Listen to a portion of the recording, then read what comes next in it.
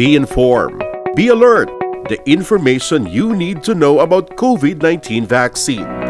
Right here, right now, on The VAX.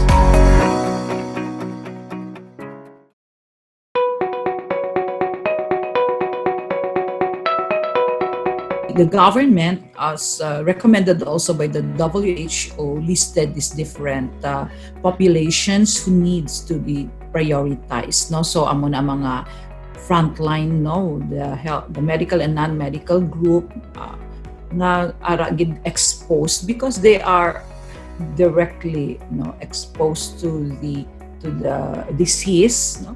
So followed by the mga indigent senior citizen, no, and then the vulnerable groups. So ang vaccine is we have very short supply, limited supply of the vaccine. So we need to prioritize and give it to people who really needs the vaccines.